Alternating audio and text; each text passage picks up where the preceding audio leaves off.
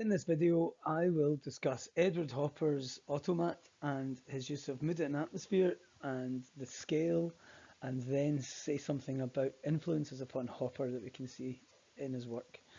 Um, and I'm looking for you to write. I probably won't be able to find two things to say about scale, but try and find two things to say about mood and atmosphere, and then I'll talk a wee bit more about what to say about influences when we get to that part of the video. So one thing we can say about this painting and generally many of Hopper's paintings is they have quite a cinematic feel about them. And it's perhaps the lighting, the contrast that's used is quite stark. Also the kind of implied narrative, the storyline that his paintings seem to contain seem like they are stills from movies. They always feel like, something has just happened or something's about to happen. So I think that this one feels quite cinematic. We can see her as a character in a film in this. Um, the, I think Hopper is one of the interesting things he does is imply narrative. So he allows the audience or the viewer to make up their own explanation about what's happening in his paintings. And he leaves little kind of clues to help you come up with something. So if we look at the lady who's drinking the coffee by herself and looking down, and we think of her as being a solitary character, and it's nighttime outside, so we immediately ask, well, what's she doing? There's an empty chair sitting opposite her. So is she waiting for someone, or has somebody just left? Is she is she just wanting to be by herself? She is wearing only one glove. Um, that might then lead us to think, right, what happened there? Was there some kind of a rush or some kind of a loss or something happened? Um, so is she recovering from a situation? Is she getting away from a situation? Is she apprehensive about something that will happen in the future? These are questions raised in this painting. Um, Another thing we can say about the mood and atmosphere is the sense of isolation and perhaps loneliness. Now, per, again, this is personal. This is what you see in the painting. So I'm just trying to help you develop some ideas. Um, uh, but she certainly seems isolated. She seems like she's a solitary character, and he's done a number of things to make her feel like that. And the expansive black behind her, uh, as well as her sitting in a place that by the title we know there is not necessarily any other people in there, because an automat is a cafe where it's just vending machines rather than people serving you. Um, so these things lead us to, this sense of loneliness and isolation. And so that's a few things to say about mood and atmosphere. Scale's quite a tricky one to talk about. Um, if you look at the vocab lists that the SQA have, that I gave you, that I put in your folders from the SQA, it says scale can either refer to scale within the painting, so the scale of one subject against another subject within the painting, or the size of the painting itself. So let's have a look at that.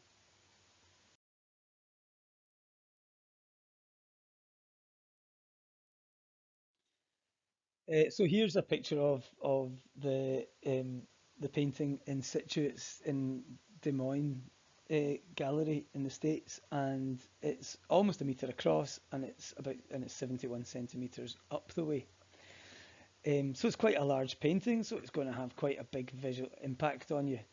So it's quite a large painting, and therefore that area of black in it, which takes up the majority of the painting, is also quite large. So that would be quite striking. So it's a big painting, striking scale. It's a big painting, certainly for such, as we mentioned before, this subject matter that speaks about loneliness and isolation. But more interesting, I think, is the scale within the painting. And the things I would compare is just the size of that lone subject to the window behind her. And the window behind her seems like this vast expanse, this vast void surrounding her. Um, and much, much bigger than her. Look how many of her you could fit in there. It's huge in comparison to her. And so it's that use of scale, I think, that has, that has the biggest impact here. When you discuss influences, this will be in part 1B, where you choose one of the two artists you've been looking at and you discuss what influences, and how you can see the influences in their work on the artists. So this is for 5 marks. So you're expected to give two influences. Each influence you explain how that can be seen in the work. For the first influences, you give one explanation. For the second influence, you give two explanations. And therefore, you get 5 marks for the question. I hope that makes sense. I will explain that in class a little bit more clearly. So in the first place, we could look at Winslow Homer, who was an American landscape painter. Well, he painted like scenes like you see here, people by the sea, fishermen, people at sea, that kind of thing. And I mean, his style is quite like Hopper. It's realistic, paint applied thickly, um, you know, sort of fairly stark and dramatic subject matter. Um, the the thing that you see in Winslow Homer's work that you also see in Hopper's work is a compositional device. And here we can see it at the bottom of the painting. As we know, and I think I've explained to you before, that horizontals and verticals often add a sense of order to a painting. And they kind of help a painting feel more static. Certainly horizontals do.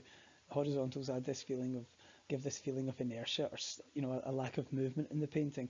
Whereas, as we know, diagonals do the opposite. Diagonals add a little bit of dynamism to a painting, and give it a bit of movement and which helps our eye move around the painting as well.